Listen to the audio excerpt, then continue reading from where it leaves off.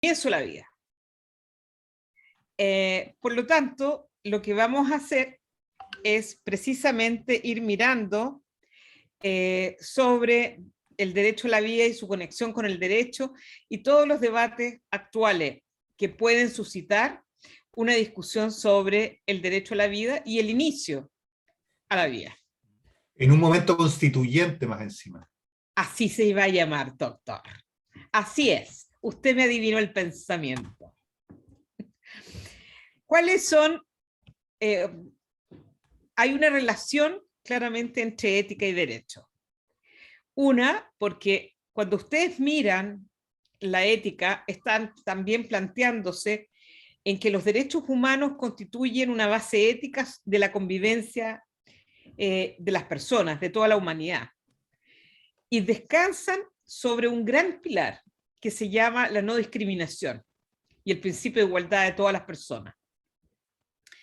Y por otro lado, ustedes tienen algunos principios, los principios de la bioética, ¿no es cierto? Beneficencia, maleficencia, autonomía y justicia. Y algunos de ellos apuntan precisamente a estos elementos de igualdad y no discriminación. Uno, o más bien ustedes, yo como abogada, ustedes como futuros profesionales en salud, van a tener que mirar esta relación entre la ética y el derecho cuando están teniendo que ejercer, desarrollar, realizar ciertas prestaciones, en donde tienen que asegurar el derecho a la vida, y esta es sin discriminación, y asegurando la autonomía de las personas para decidir frente a situaciones médicas en general.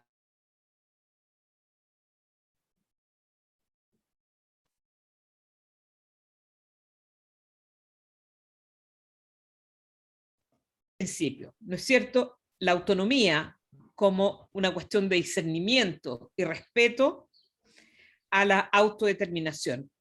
¿Me están escuchando bien?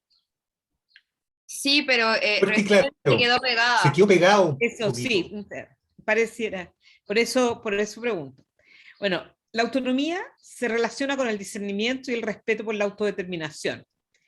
Y ustedes saben que incluso aquellas personas que tienen una situación de autonomía reducida, como las personas con discapacidad, tenemos que asegurar que ellos, incluso las pacientes con enfermedades mentales, o que no puedan darse a entender verbalmente, aseguremos las mejores condiciones y facilitemos todos los dispositivos de tal manera que la gente pueda plantear y expresar sus decisiones y que estén además siempre protegidos de abuso y daño, y por lo tanto toda esa autonomía requiere de información y dispositivos que permitan a la gente tomar esas decisiones.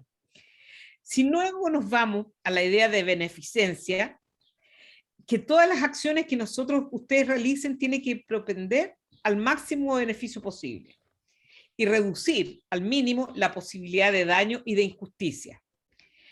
Y la maleficencia es la idea, ¿no es cierto?, de proteger a las personas de los daños. Y cuando nos referimos a la justicia, es que la distribución de cargas y beneficios en ciertos escenarios sea igualitaria, se distribuyan de tal manera que no significa siempre que sea exactamente igual, porque para poder alcanzar igualdad sustantiva, el derecho hace diferencias. Si yo quiero asegurar una igualdad sustantiva, por ejemplo, para la participación de pueblos originarios en la convención, yo tengo que asegurar dispositivos que aseguren verdaderamente una participación. Y eso, en este caso, se produce a través de los escaños reservados. Cualquier pregunta que ustedes, chicos, no entiendan, levantan la mano o simplemente abren el micrófono y me la formulan. Y quiero volver sobre esto de la autonomía. Cuando nosotros indicamos en que las personas tienen la posibilidad de decidir, incluso en situaciones donde esa autonomía esté restringida, es porque la idea es poder ejercer ciertas decisiones sin discriminación. El hecho de que una persona esté en una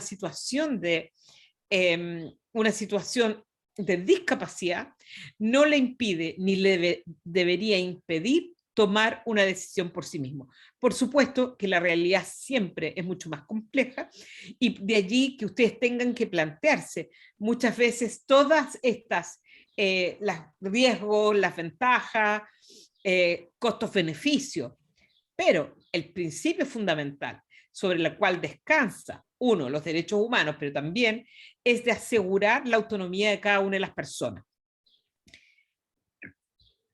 Luego, Disculpa, si yo miro... lo que en Chile se hace bien complejo, porque en Chile, según tengo entendido, o alguien tiene capacidad plena o es interdicto, como que no hay niveles intermedios para poder tomar determinaciones. O sea, como que uno no puede ser interdicto para algunas cosas y para otras no. Me ha pasado a mí con los pacientes que tengo larga estadía, por ejemplo. Bueno, hay cuestiones, eso es, la interdicción es una cuestión desde el ámbito civil. Y efectivamente a la persona se le priva, cuando está interdicta, de tomar una serie de decisiones respecto de su vida. Por ejemplo, el manejo de su dinero, la administración de sus bienes y eventualmente tomar algunas decisiones que pudieran estar consideradas como en el ámbito de la salud. Supongamos, mi madre con Alzheimer ya no está en condiciones de disponer ella de sus propios dineros y por lo tanto yo la declaro interdicta de tal manera que yo me convierta en su representante legal. Sin embargo, los tratados de derechos humanos sobre las personas con discapacidad lo que han señalado es que más allá de las normas civiles existentes sobre estas incapacidades civiles, las personas pueden y deben participar en un proceso de toma de decisiones. Es decir, el doctor Ennio Vivaldi de todas maneras le va a consultar al representante legal, pero el doctor Vivaldi no podría no hacer partícipe de alguna manera lo que está opinando, en la medida en que pueda opinar, la persona afectada. Es decir, nos cambia el paradigma, obliga, y lo que hay es una discrepancia entre el orden internacional y nuestra legislación local. Pero lo que se pide es instalar dispositivos de una forma de que haya un diálogo y que simplemente la persona que está en una situación de discapacidad no sea un mero objeto de protección, sino que de alguna manera partícipe de sus procesos, ya sea educativos, de salud u otro. No sé si me logro explicar. Sí, de todas maneras. ¿Sí? Bueno, cuando uno mira y discute sobre el derecho a la vida, en particular, uno no puede sino tener que mirar sobre la protección al derecho a la vida en el marco de la Constitución de 1980. Y hay una norma expresa de esa protección en que se señala en el artículo 19, número 1, que se asegura a todas las personas el derecho a la vida y a la integridad física y psíquica. Y hay una frase siguiente que dice, la ley protegerá la vida del que está por nacer. Es decir, este segundo enunciado que llama a la ley a tener que proteger la vida del que está por nacer, se refiere específicamente a lo que nosotros llamaríamos al inicio de la vida. La Constitución solo dice eso, la ley protegerá la vida del que está por nacer. Luego, si uno mira distintas leyes, uno puede encontrar, por ejemplo, que hay protecciones del nonato, así vamos a llamar, a través del derecho penal, sin que el Código Penal defina desde cuándo hay vida. Luego tenemos normas del derecho civil que son, el Código Civil es del año 1856, cuando entra en vigencia, y nuestro Código Penal del año 1874. Y en el caso de la relación que se hace con otras normas en el Código de Bello, por ejemplo, dice que si hay un nacido, un mortinato, y no ha, dice, respirado un momento siquiera, se tendrá porque jamás ha existido. Y por lo tanto, como que ubica la vida en gestación en un estado de limbo, y que la persona se constituye, o sea, que el feto se constituye en persona al momento mismo de la salida del vientre uterino. Pero, insisto, que de llegar a nacer, pero nace muerto, sin respirar, al menos un momento, el código dice es que no ha existido. Ahora, esta regla, algunos dirían, tiene efectos para cuestiones hereditarias, o sea, las cuotas hereditarias y eso. Pero hay siempre una relación, una conversación entre distintas disposiciones. Otros dirán que el Código Civil sí reconoce de alguna manera la vida en gestación, al señalar, por ejemplo, que respecto a una mujer embarazada, se pueden pedir lo que se llaman alimentos provisorios. Es decir, supongamos que una mujer está embarazada, ella en virtud de estar embarazada y se separa de su pareja, ella pudiera pedir una pensión de alimentos, no necesariamente para ella, si no están casados, sino para el que está en su vientre. Entonces, no es una de las mejores relaciones porque aparecen todas estas distintas reglas, pero hoy día podemos afirmar que hay dos claros bloques en el mundo del derecho, lo que podríamos llamar una posición que fue tradicional y muy, muy hegemónica en el derecho, en que esta norma del artículo 19, número 1, significaba que en Chile no podría, que significaba una prohibición al aborto. Y eso tiene un sentido histórico. Sin embargo, otro gran grupo, desde el mundo constitucional, lo que planteaba es que esta norma lo que hace es llevar hacia la ley la protección del derecho a la vida. Y no es que configure al nonato lo condicione como una persona y que por lo tanto tenga las mismas protecciones que una persona viva.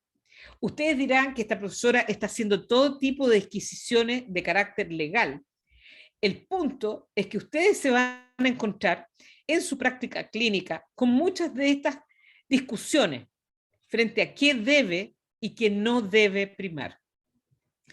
Y esta consideración de la ley protegerá la vida del que está por nacer, aunque ustedes no lo crean, fue una disposición, una cláusula de consenso que se produce al interior de la comisión que está redactando la Constitución en el año 1974, inmediatamente después del golpe, donde había una posición hegemónica, donde estaba el senador Jaime Guzmán, y que tiene una frase que es muy decidora para efectos del ámbito de salud. Y decía más o menos lo siguiente, dice, una mujer, las personas dicen, caminan siempre por una amplia brecha entre lo bueno y lo malo, entre la falla moral y no cometer falla moral. Pero dice a su vez que las mujeres caminan en algún momento en una línea muy tenue para no caer en la falla moral. Y sobre el aborto dice, las mujeres deben tener al hijo aunque este salga anormal. Tiene que tener al hijo aunque sea producto de una violación, pero señala además que las mujeres deben tener al hijo aunque de ello se derive su muerte. Es decir, ubica la protección del que está por nacer o de la vida en gestación en una condición superior a la que podría tener una mujer. Como no hubo consenso al interior de esta comisión en el año 74, porque precisamente lo que señalaba es que estaba vigente a ese minuto el Código Sanitario del año 31 que permitía el aborto terapéutico. Y habían algunos miembros de esa comisión, redactora de la Constitución del 80, que decían, uno, ya se permite en Chile el aborto terapéutico. ¿Cómo puede decir usted acaso eso? Otros también decían, el legislador tiene la posibilidad de incorporar nuevas causales o excepciones a la penalización del aborto. Y mencionaban expresamente la posibilidad de que fuera en caso de violación.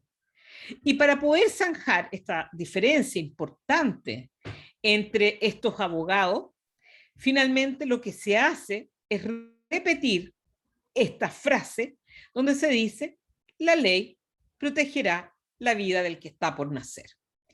Y así, muchas de las discusiones sobre el comienzo de la vida, en el caso chileno, radican precisamente en esa frase. Para algunos, esto es muy relevante para efectos de salud. Algunos consideran que esa frase en la Constitución chilena implica la prohibición o debe prohibirse, a partir de esa frase, la anticoncepción de emergencia, porque consideran que la anticoncepción de emergencia es un método abortivo. Otros, más aún, han señalado que los dispositivos intrauterinos también deben ser prohibidos, porque el efecto que tienen es evitar la anidación del huevo en el útero. Siendo así, ellos sostienen que desde el minuto en que tenemos una célula femenina y una masculina que se usen, indefectiblemente tenemos un nuevo proyecto vital. Y en la medida que tenemos ese nuevo proyecto vital, es desde ese minuto que se debe la protección.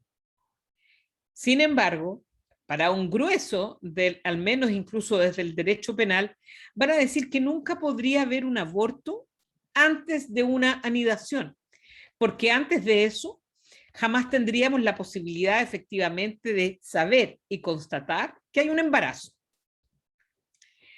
Por otro lado, hoy día hay discusiones nuevas que dicen relación con la protección a la vida en gestación, y estas son las técnicas de reproducción asistida. En ese caso, algunos penalistas se han planteado, si acaso, por ejemplo, se rompiera un tubo que contiene embriones ya fecundados en un laboratorio, ¿estaríamos acaso frente a un aborto? El profesor Garrido Mon, que en paz descanse, diría, de ninguna manera, aquí no hay un aborto. Uno puede decir que hay una pérdida de una vida en gestación, pero que eso no significa de manera alguna que haya un aborto. Y se han discutido en el Parlamento una serie de proyectos de ley que buscan sancionar precisamente la destrucción de embriones no implantados. Entonces, nosotros no podemos desatender la discusión del derecho frente a lo que significa la protección del derecho a la vida en su momento. Y por lo tanto, aquí siempre van a haber decisiones que van a ser difíciles para cualquier persona, ya sea para el comienzo de la vida o para el término de la vida, o lo que implique, digamos, eventualmente, por una decisión en el marco de intervenciones médicas que se rechazan el término de su propia vida. Y si uno camina por la legislación existente en materia sanitaria, Por ejemplo, la ley de deberes y derechos en salud va a decir que la persona debe siempre estar informada de su estado de salud terminal. Por ejemplo, teniendo el derecho a otorgar o denegar su voluntad para someterse a cualquier tipo de tratamiento que tenga como efecto prolongar la vida artificialmente. Aquí ya no hablamos del comienzo de la vida, sino la prolongación de la vida. Sin perjuicio, dice, de mantener las medidas de soporte ordinario. Es decir, aquí, en el ámbito del derecho a la vida, esta ley en particular le confiere el derecho, le reconoce el derecho a las personas para decidir o no si yo quiero, como esta mujer, de verdad poder, digamos, someterme a una quimioterapia que yo no quiero someterme. Y cuando las personas evidentemente no desean seguir adelante con cierto tipo de procedimiento, lo que dice la ley es que siempre deberá dejarse constancia de aquello en la ficha clínica de la persona. ¿Por qué? Porque ya sea el pariente u otros pueden cuestionar que un paciente no se someta a cierto tipo de tratamientos que pudieran eventualmente alargarle la vida. Pero para que eso, digamos, haya claridad para todos los involucrados, siempre habrá que dejarlo por escrito. Ahora, hay una ley en particular, y que lo hemos, digamos, de paso, perdón, es del año 2017, no del 2018, no sé dónde estoy hablando aquí. La ley 21.030 sobre interrupción del embarazo en las 3 causales del año 2017 es que permite la posibilidad de la realización de una interrupción del embarazo o un aborto bajo 3 condiciones súper específicas. Cuando la mujer se encuentra en riesgo vital. Y dice, de modo que la interrupción del embarazo evite un peligro para su vida. O cuando el embrión o feto padezca de una patología congénita, adquirida o genética, incompatible con la vida extrauterina independiente y esa patología sea de carácter letal. Y la tercera causal es cuando el embarazo sea el producto de una violación. En esta causal en específico se establece un plazo. En el caso de mujeres niñas mayores de 14 años, el plazo va a ser de 12 semanas. Y tratándose de niñas menores de 14, tendrá un plazo de interrupción hasta las 14 semanas. Ahora, aquí, sobre la protección del neonato o de la vida en gestación, vamos a tener siempre importantes diferencias. Y esas diferencias se van a manifestar, y ya lo veremos en otras clases, en una oposición ya sea activa, militante frente a la legalización del aborto, o bien en un ejercicio individual de una objeción de conciencia. Y ahí, por ejemplo, aquí este manifiesto médico del año 2020 coloca, ubica el problema del aborto y de la interrupción del embarazo como el valor, digamos, de la vida humana en toda, digamos, en todo el mundo a partir de la pandemia. Pero dice, si eso es lo que estamos haciendo, de ninguna manera pudiéramos dejar, dice, al embrión fuera de este gran debate de protección. Y dice, el embrión es un ser que se desarrolla desde la fecundación, dice, momento tras momento, sin discontinuidad y expresando su genoma único y diferente al de sus padres. Y dice, los médicos defendemos la vida de la madre y de su hijo en gestación, recordando que cuando atendemos a una mujer embarazada, nos encontramos frente a 2 vidas que debemos cuidar. el derecho de la mujer sobre su cuerpo no se extiende a disponer la vida del que está en gestación en su seno. Las políticas públicas deben favorecer que las madres puedan llevar a término su embarazo de la mejor manera posible. ¿Y por qué es interesante, digamos, esto?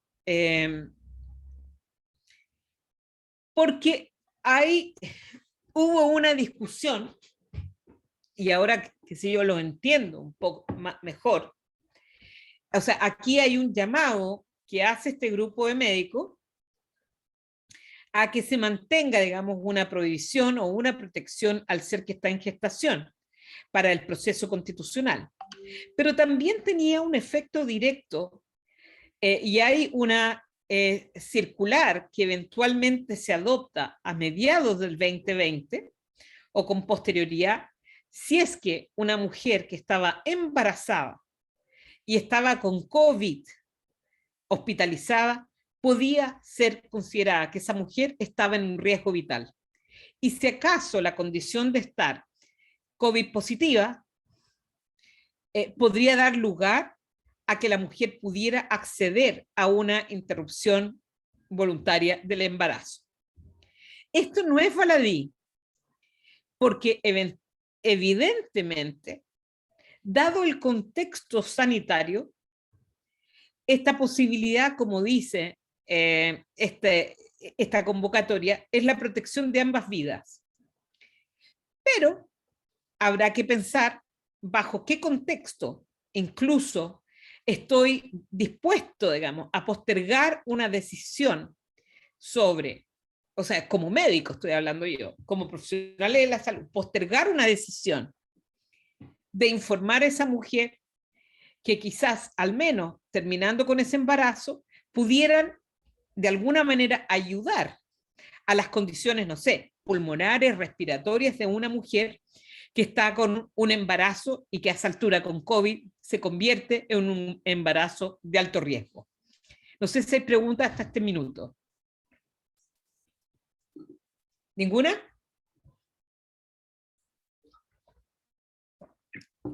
Bueno, ¿sí? Valentina, cuénteme. No, estaba respondiendo que creo que no, para que siguiera. ¿Perdón? Estaba respondiendo que creo que no, era para que siguiera. Ah, gracias, gracias Valentina. Bueno, y aquí, por supuesto, no solamente uno puede pensar que hay una comunidad médica que tiene una particular mirada sobre el derecho a la vida y que hay una regla, digamos, por lo menos de un sector, digamos, político que es muy claro, que dice que la protección de la vida va desde la concepción hasta la muerte natural. Este es como un pilar fundamental de un sector importante de la política chilena y que tiene que ver y que va a redundar específicamente en acciones médicas. Fíjense, aquí se utiliza la palabra concepción. En el inserto se habla de fecundación. Y el punto es que, no sé, personas como Fernando Segers, que es experto en reproducción humana, él diría que el proceso de fecundación no se produce sino hasta cuando hay anidación. De allí que cualquier método anticonceptivo que de alguna manera interrumpa la posibilidad de anidación nunca podría ser considerado un abortivo.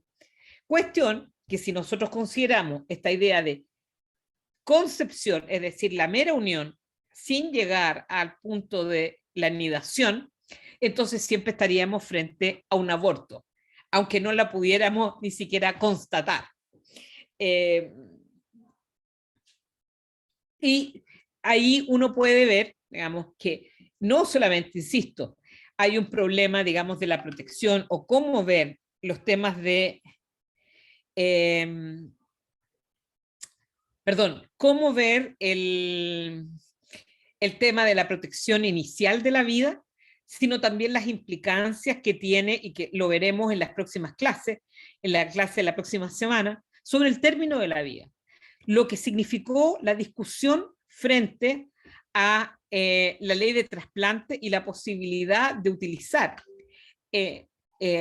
los órganos de personas que ya no tenían actividad cerebral.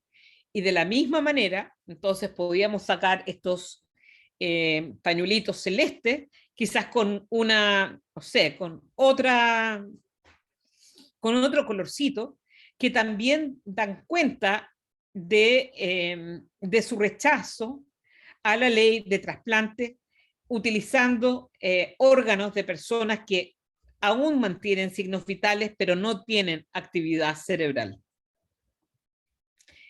Para poder entender, además, toda esta discusión sobre cómo nosotros vamos y tenemos que pensar el derecho a la vida, no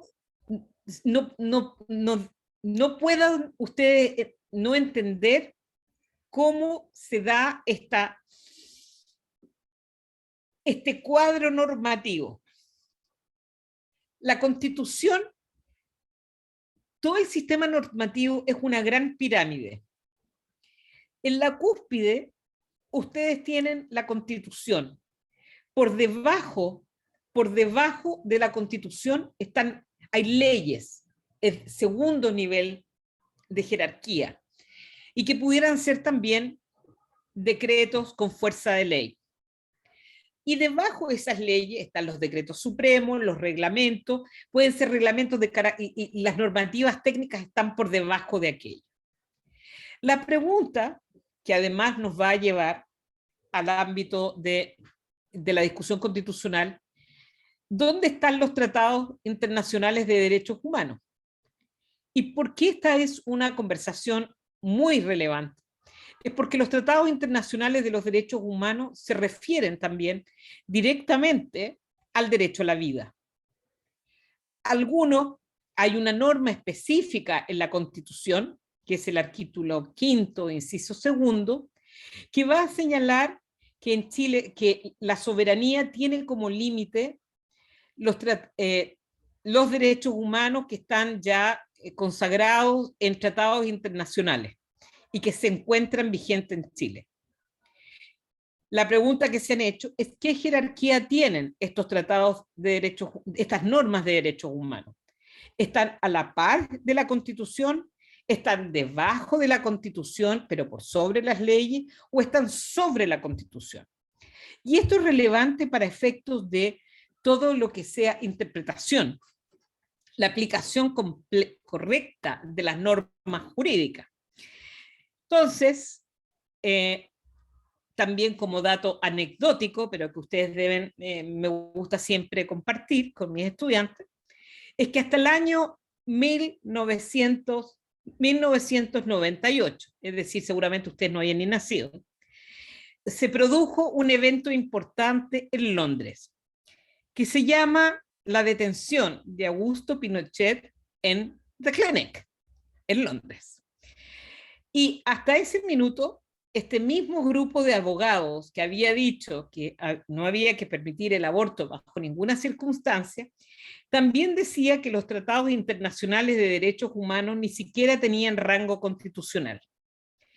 Sin embargo, con la detención de Pinochet en Londres, ese mismo grupo de abogados determina que tiene que replantearse frente a los tratados internacionales de derechos humanos, porque buena parte sobre la defensa de Pinochet y la traída de vuelta a Pinochet a Chile y su no extradición a España por los crímenes ocurridos durante la dictadura que afectaban a una cantidad importante de algunos ciudadanos españoles, implicaba defender, por ejemplo, el derecho a la vida, la integridad física de Pinochet, que ya estaba muy viejo y que por lo tanto, digamos, no podía ser sometido a cierto tipo de procesos penales. Entonces, al menos hoy día todos estaríamos de acuerdo que están a la par. La discusión va a ser, para el próximo proyecto constitucional, dejar claridad de dónde van a estar ubicados. Perdón. Entonces, por ejemplo, aquí tenemos la Constitución.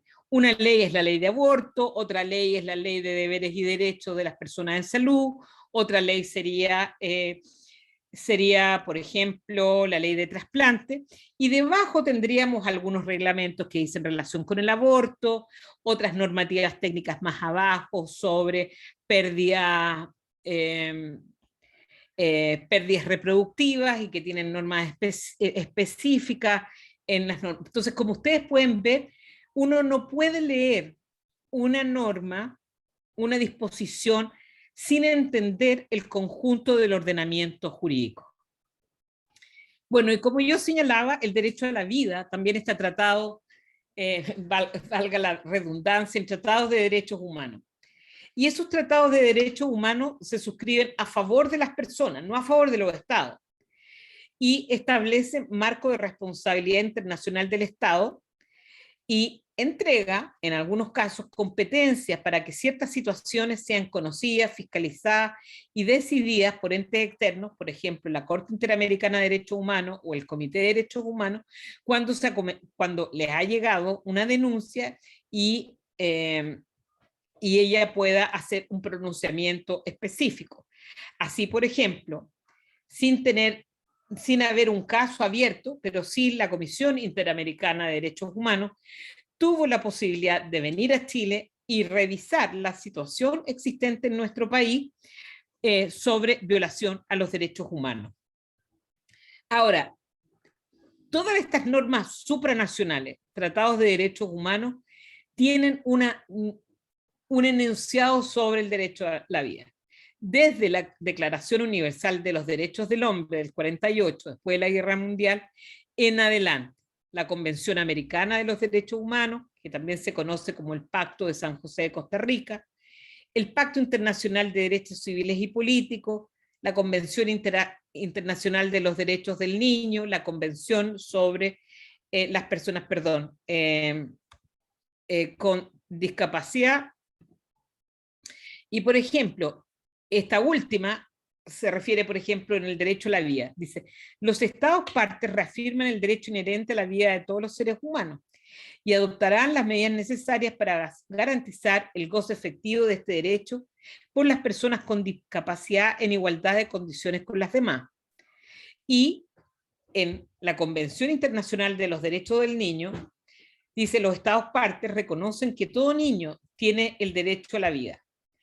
¿Qué va a entender la Convención por niño? Todos aquellos nacidos hasta los 18 años de edad. Y ahí va a entender niño. El Pacto Internacional va a decir que el derecho a la vida es inherente a toda persona humana. Y este derecho, dice, estará protegido por ley y nadie podrá ser privado de la vida arbitrariamente. Luego, la Convención Americana, y la que ha puesto más tensión en nuestra discusión nacional, es que también tiene una forma de expresar sobre el derecho a la vida que puede ser para algunos muy ambigua. Dice la Convención Americana, toda persona tiene derecho a que se respete su vida. Y dice, este derecho estará protegido por ley. Y, en general, a partir del momento de la concepción. Y nadie puede ser privado de la vida arbitrariamente. Solo la Convención Americana tiene este enunciado que se parece al nuestro. Este derecho está protegido por ley y en general a partir del momento de la concepción. ¿Por qué dice en general? Esta, también para que ustedes sepan, tiene una cuestión histórica. Y la cuestión histórica es que Chile, y creo que Argentina en su momento, pero ciertamente Chile, deseaba colocar simplemente que el derecho estará protegido a partir del momento de la concepción. Muchos estados, incluyendo el mexicano y el uruguayo, dijeron en nuestros países, imagínense, este pacto del año 69, se permite el aborto bajo ciertas condiciones. Nosotros no podemos decir que estará siempre protegido por ley desde la concepción, porque eso no es así. Y por lo tanto, desde el punto de vista político-jurídico, lo que dicen es, en general, de tal manera que sean los estados que regulen cómo ese derecho estará protegido respecto de la vida en gestación. Ese problema no se produce con ninguno de los otros pactos internacionales de derechos humanos. Y para el derecho internacional, la vida en gestación no constituye una persona, no es un paciente. Eso no significa que la vida en gestación no tenga un valor inherente, pero muy distinto es considerar que la vida en gestación sea un sujeto de derecho como en Chile se propugna que tenga, no solamente en Chile, sino que en muchos otros países. Y ahí está la consideración de los dos pacientes. Entonces, aquí va a haber también que en la práctica ginecológica ustedes van a ver siempre que muchas personas van a hablar que tiene dos pacientes cuando hay una gestante. Y podrían haber conflictos entre la salud y la vida de la gestante y el que está por nacer o el embrión, ciertamente. Si es que nosotros consideramos que hay dos pacientes. O sea, si la mujer está en riesgo vital y nosotros decimos que también tenemos que proteger a la vida en gestación, ¿cuál de las dos vidas, cuál de los dos pacientes nosotros vamos a proteger? ¿Es verdaderamente un conflicto o es un supuesto conflicto? Y ahí ustedes estarán seguramente ubicados en algunas de estas posiciones. Es que si es que tienen dos pacientes o si tienen un paciente. Si es que tienen un paciente, pero que de todas maneras quisieran asegurar que ese embarazo pueda continuar su curso. Y toda esta discusión va a redundar en la condición de persona para el feto. Y para el derecho internacional de los derechos humanos, habla el derecho internacional de los derechos humanos sobre estos dos pacientes y no, tal como yo los he señalado, no se refiere a esta tensión entre feto, embrión, cigoto y la mujer como dos pacientes. Para el derecho internacional no existen los dos pacientes. ¿Alguna pregunta hasta este minuto?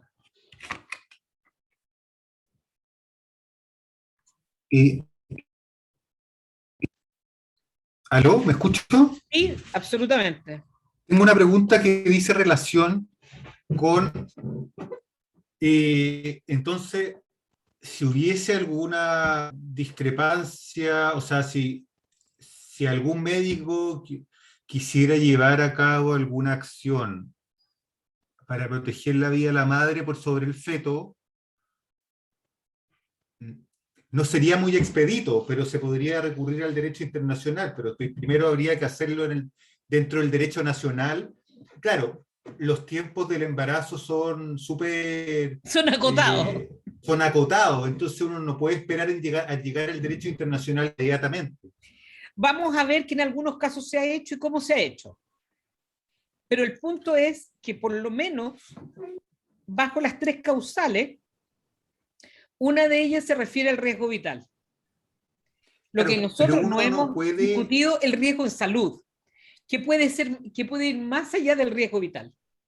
Pero uno no puede apelar a que si el derecho internacional está al menos al nivel de la Constitución, esta Constitución chilena no debería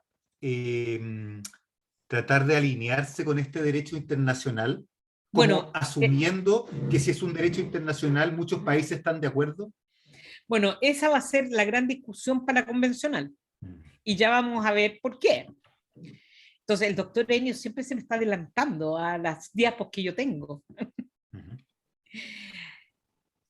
¿Qué dijo la Corte Interamericana de Derechos Humanos? La Corte Interamericana ha tenido que plantearse específicamente sobre la protección de la vida en gestación a partir de un caso muy famoso que es Artavia Murillo contra Costa Rica.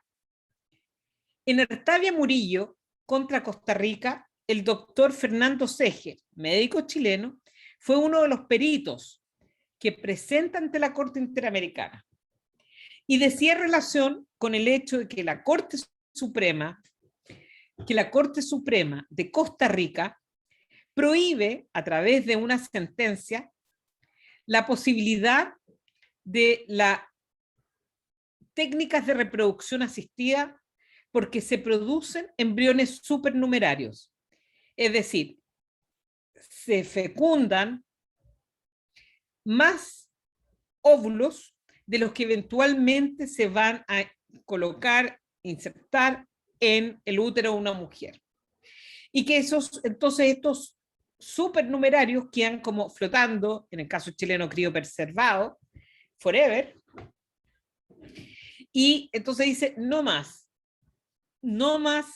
técnicas de reproducción asistida in vitro, y deja a las parejas que se habían venido sometiendo sin posibilidad de un tratamiento.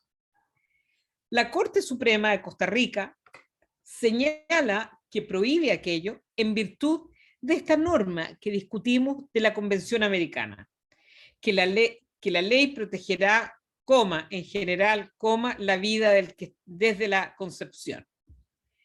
Entonces, la Corte tiene que resolver este problema. ¿Es de verdad contrario a la Convención Americana una práctica de reproducción asistida in vitro? Y la Corte dice que obligatoriamente siempre hay que hacer una interpretación sistemática de todas las normas. Es un todo y es teleológica, es decir, buscando el sentido y el fin que tienen estas normas.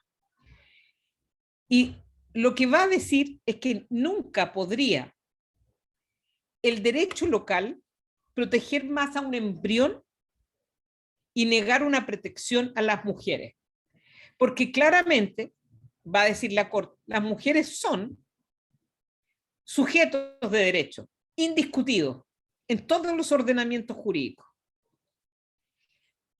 Y que no es que la vida de la vida en gestación no tenga importancia, pero en protección de un derecho de la vida que está por nacer no puede vulnerar los derechos que pueda tener una mujer común y corriente.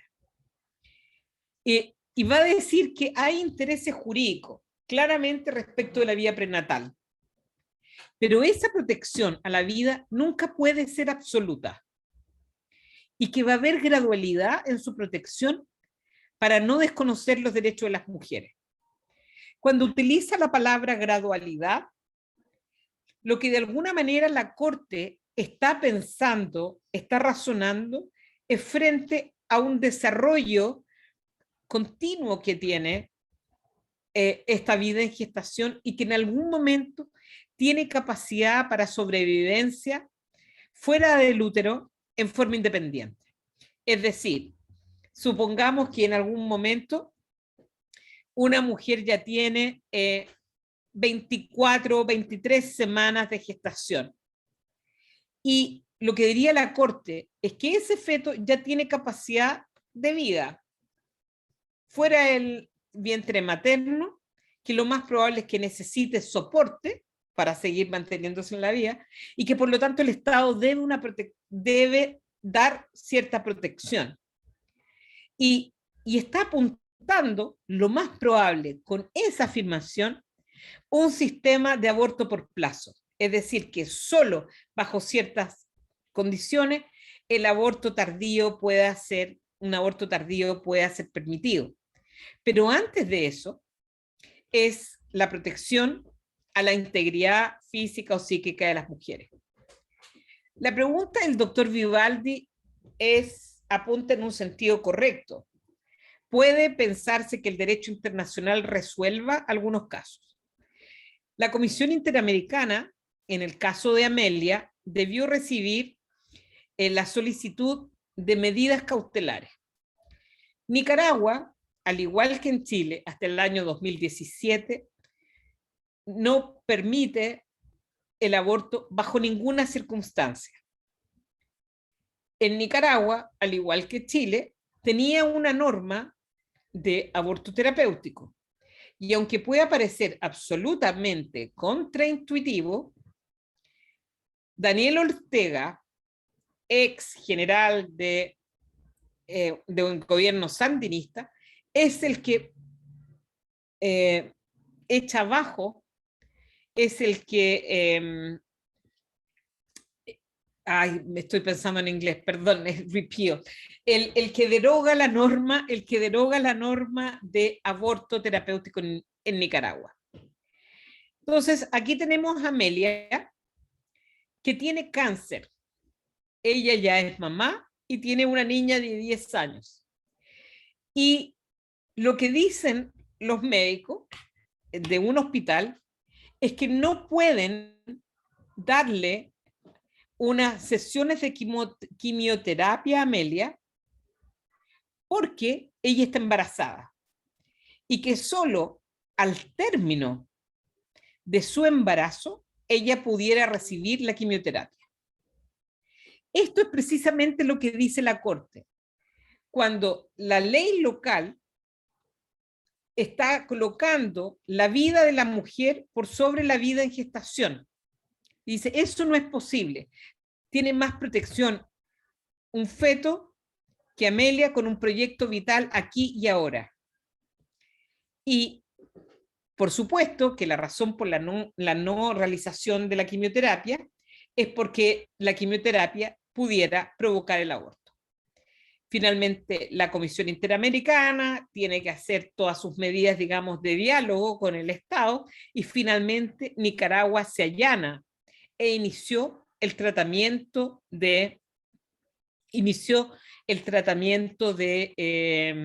cáncer. ¿Qué dirían algunos médicos en Chile?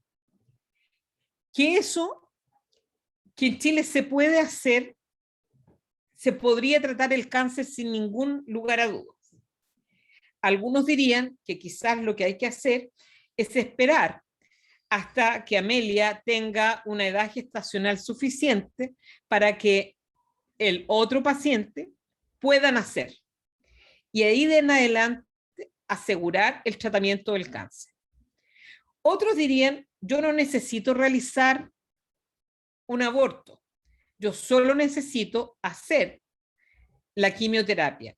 Y si de eso se sigue que el feto muera, bueno, yo no practiqué un aborto, porque lo que es un efecto secundario de mi decisión de someter a la mujer a quimioterapia.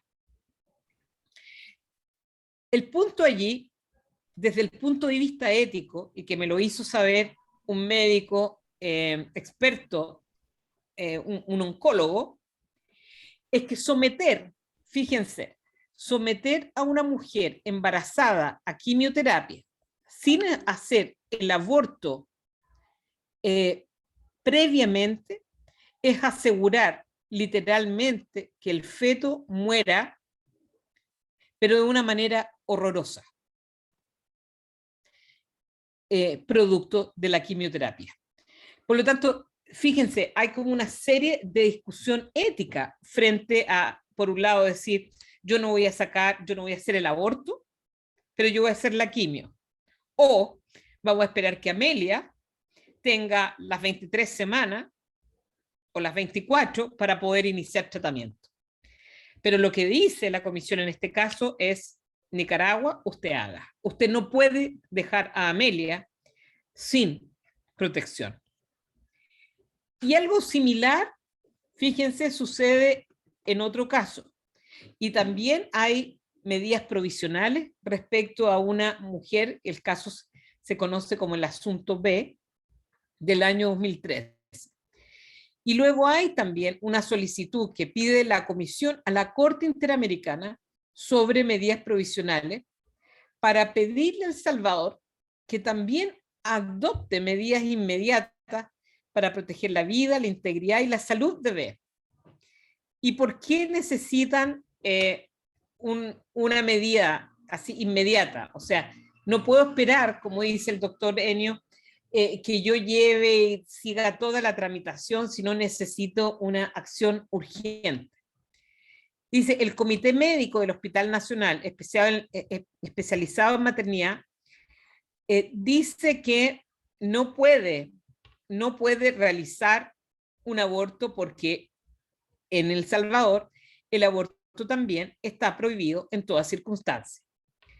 La condición de B es una mujer muy joven, con 22 años, que sufre de lupus eritematoso discoide agravado con nefritis lúpica.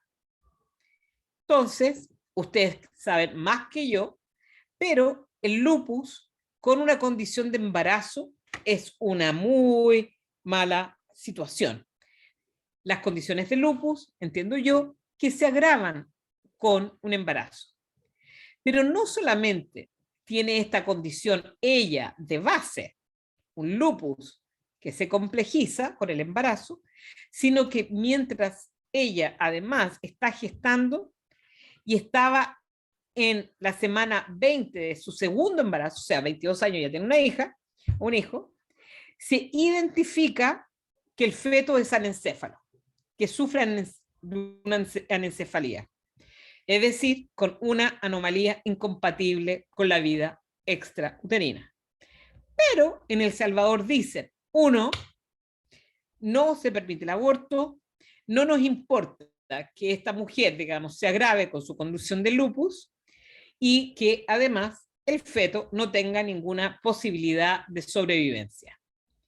¿Y qué termina diciendo? ¿Qué termina considerando? Es que terminan realizando la orden de la Corte, es que tiene que adoptar las medidas médicas y los tratamientos médicos necesarios.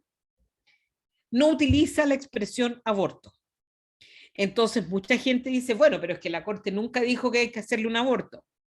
Sí, pero claramente lo que la mujer necesitaba era la interrupción de ese embarazo. Llámele usted aborto, llámele a usted interrupción del embarazo. ¿Y por qué digo esto? Porque para el derecho no se distingue entre lo que ustedes llaman el parto prematuro o el adelantamiento del parto y que se muera fuera del vientre materno o un aborto. Para el derecho, la muerte de un feto, siempre para el derecho es un aborto. Yo sé que médicamente para ustedes es algo distinto y que les cuesta entenderlo. Pero sea que el procedimiento médico implique el adelantamiento del parto, incluso aunque el feto no pudiera seguir adelante, eso no le dice nada a la Corte. En algunos casos, algunas decisiones en Argentina, por ejemplo, donde esto se litigó muchas veces, algunos jueces dijeron que para proteger la vida del feto anencéfalo tenía que mantenerse y prolongarse el embarazo. Entonces, el derecho a la vida de ese feto estaba condicionado no solo a que no hubiera un parto prematuro, sino que a prolongar el embarazo, porque era la única forma de prolongar la vida del feto. Es decir, un completo contrasentido. El doctor nos dijo que estamos en el momento constituyente y vamos a tener múltiples discusiones de qué es lo que va a significar el derecho a la vida en una nueva constitución. Hay diversas propuestas y yo les voy a presentar aquí una propuesta, digamos, puede ser mucho más abarcadora de lo que significa el derecho a la vida. Y esta propuesta la realizamos la profesora Lieta Vivaldi y la que habla. Nosotros dijimos que la Constitución asegura a todas las personas el derecho a la vida y la integridad física y psíquica. Y nosotros decimos el derecho a la vida, nadie será privado de la vida arbitrariamente. Es decir, nosotros en este sentido no estamos diciendo nada, absolutamente nada nuevo de lo que hay en el Sistema Internacional de Protección de los Derechos Humanos. Luego, nuestro actual texto dice el derecho a la integridad física y psíquica de la persona. Y en este color como así como medio rojito, nosotros agregamos cosas. Y dice que se prohíbe la aplicación de todo apremio ilegítimo, tortura, trato cruel, inhumano, degradante, que provenga de agentes estatales o particulares, y que las personas privadas de libertad serán tratadas con respeto a su dignidad. Y aquí lo que estamos haciendo es explicitar la prohibición contra la tortura, que es una vulneración directa a la integridad física y psíquica, y también de otros tratos crueles. Y se va a incorporar a los particulares y ya veremos por qué. Y hacemos especial mención a las personas privadas de libertad. Incorporamos también algo nuevo que no está en nuestro texto y que nosotros entendemos como un elemento fundamental del derecho a la vida. Es que el Estado debe asegurar las condiciones para vivir dignamente. Esto de la vida digna es todo un desarrollo en el derecho internacional de los derechos humanos y está relacionado con las condiciones absolutamente básicas para la supervivencia humana, con dignidad, alimento, vestuario, agua, vivienda y en general todos aquellos servicios esenciales. Entonces, cuando hablamos de vivir dignamente, nosotros no podríamos pensar en que hay gente que tiene hambre y que el Estado, por lo tanto, tiene que asegurar que todas las personas tengan acceso al alimento o que todas las personas tengan acceso al agua.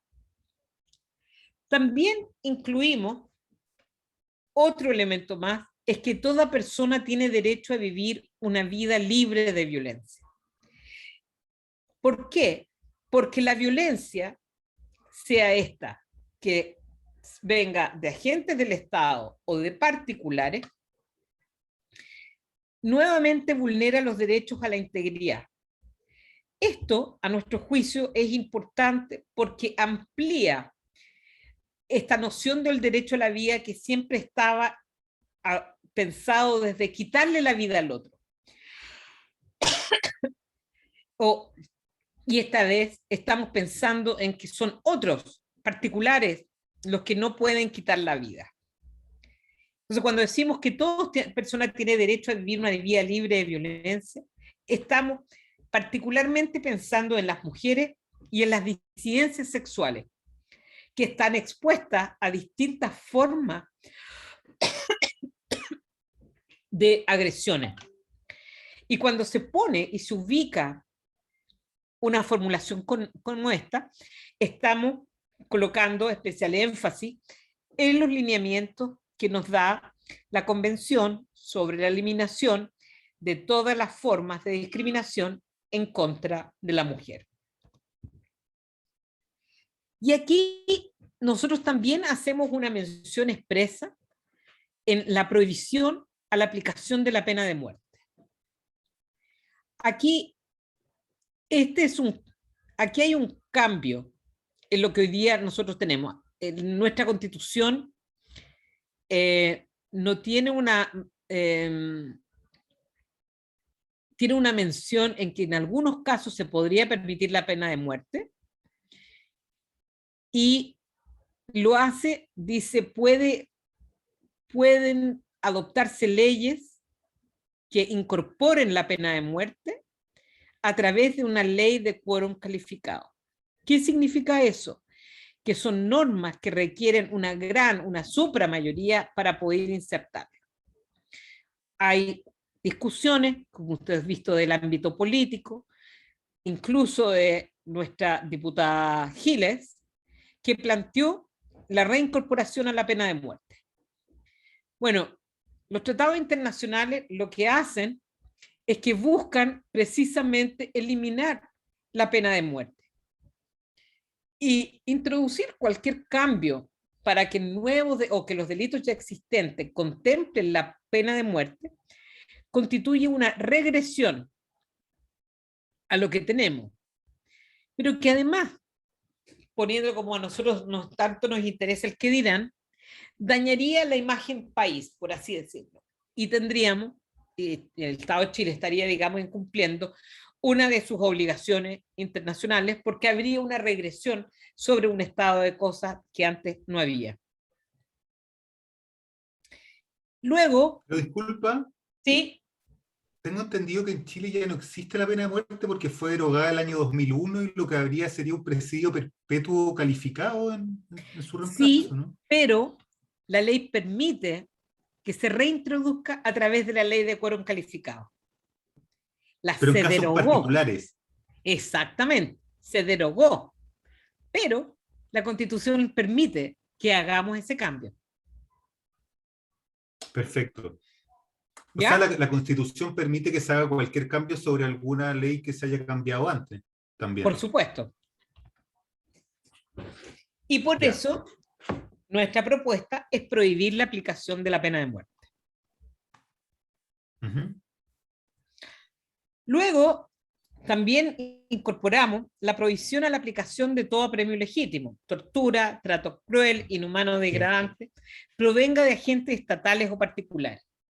Esta norma tiene un correlato con el artículo 150 del Código Penal, donde se constituye un delito los apremios ilegítimos, la tortura, los tratos crueles, inhumanos y degradantes, que ha estado ahora mucho más utilizada producto del estallido social. Y en el pasado son pocos casos, pero hoy día, digamos, cobra una gran relevancia cómo se va a entender, digamos, esta noción de apremio legítimo de tortura. Pero además también incluimos esta idea de que no solamente sean estos tratos crueles de agentes estatales. A propósito, ¿quién es un agente estatal? Si ustedes están haciendo están trabajando en un hospital público, en un consultorio, ustedes son agentes estatales. Por lo tanto, las acciones que ustedes desarrollen tienen un impacto directo en la responsabilidad del Estado de Chile. Alguien dirá, bueno, pero es la responsabilidad del Estado.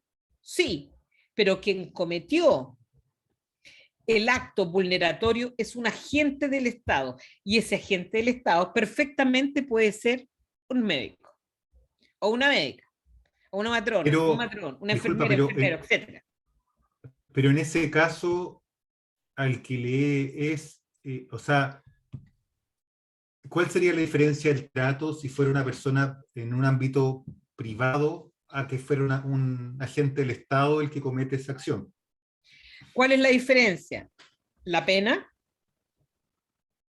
Es más alta la pena para el agente del Estado que para el particular.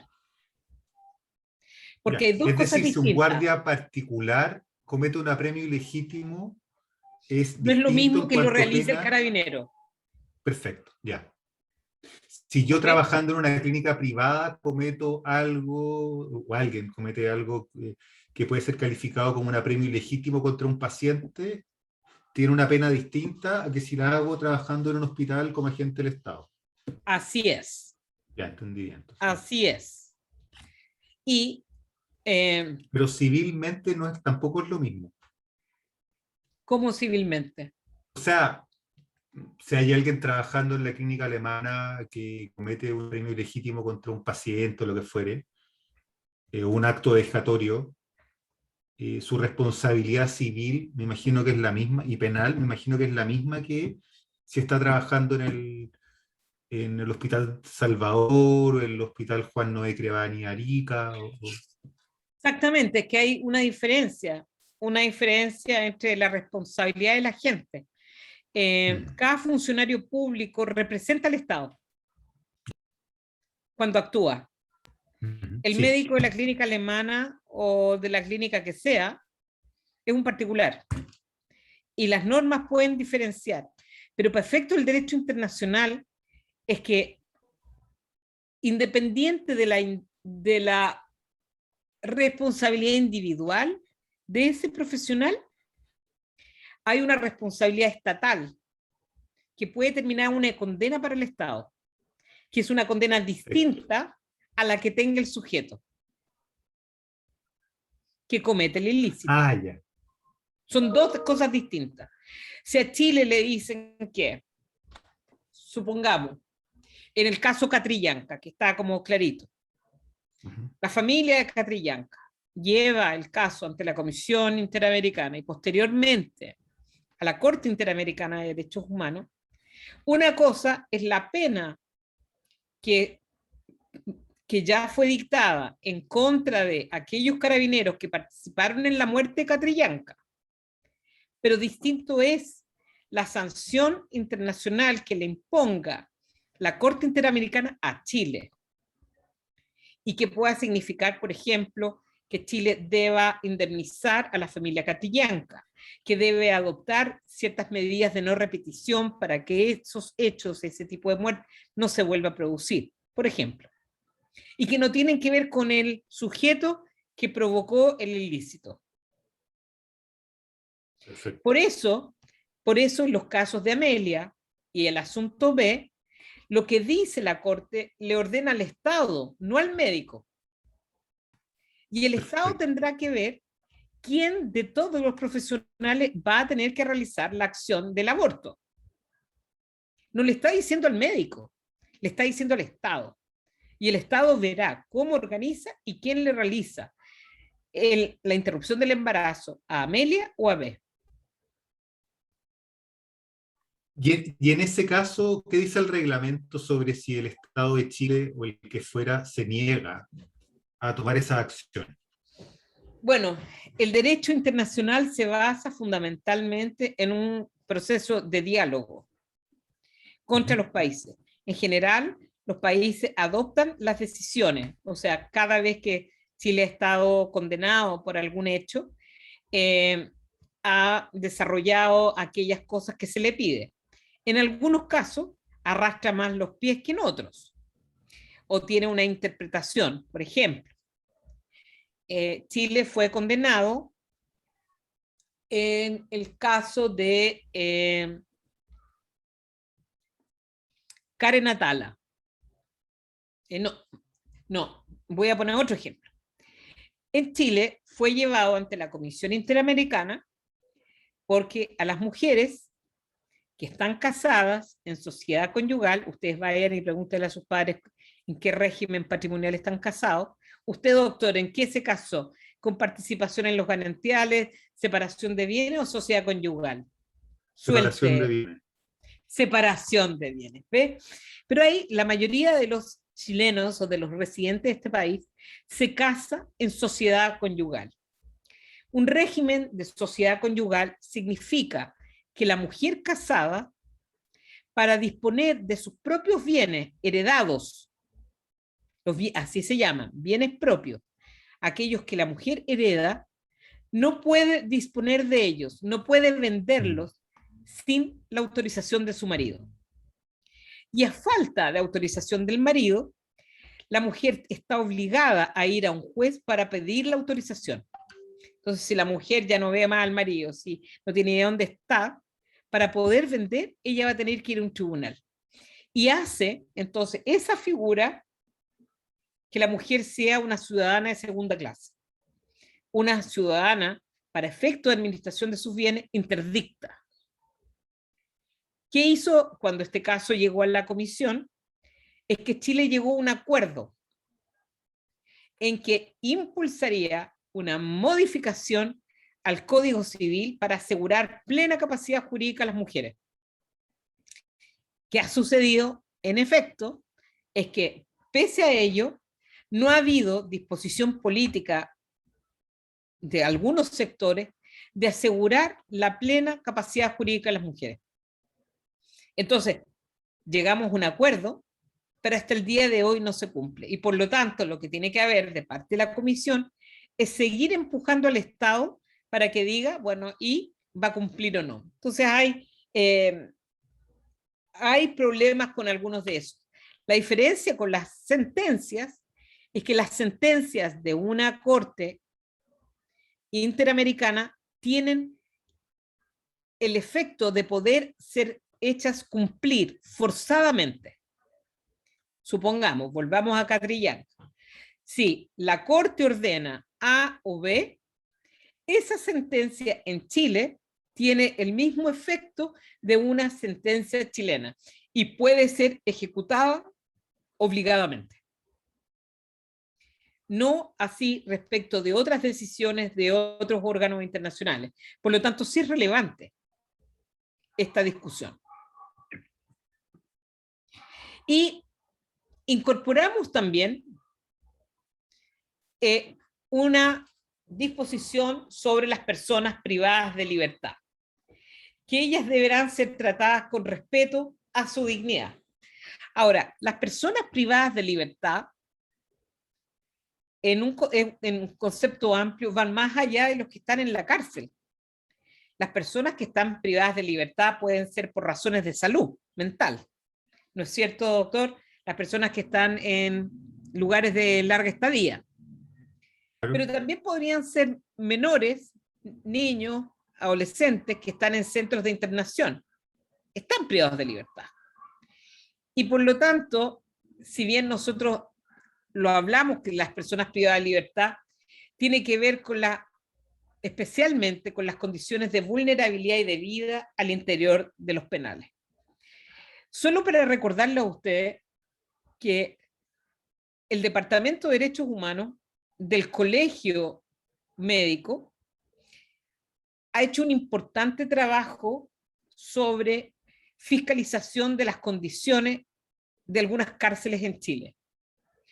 La visita que realizó el año 2020, en abril, marzo, abril del año 2020, en la ex penitenciaría de Santiago, Penal Santiago Sur, fue de mucha relevancia frente a lo que estaba pasando en la pandemia, las condiciones en que estaban, entre basura,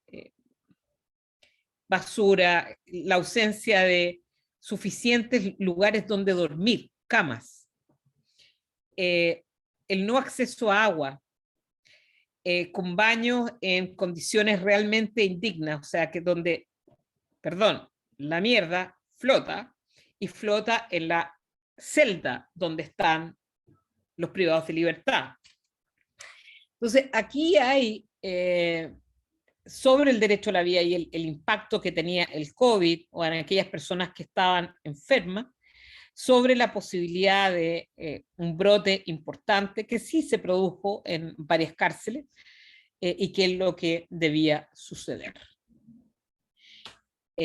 Creo. Y finalmente, en nuestra propuesta, sí excluimos algo. Con la doctora Vivaldi determinamos excluir la expresión que está en nuestro actual texto, que la ley protege la vida del que está por nacer. Y lo hicimos expresamente porque es una materia de orden legal y porque en el derecho internacional de derechos humanos, la vida en gestación no es titular de derecho, pero sí es objeto de protección estatal.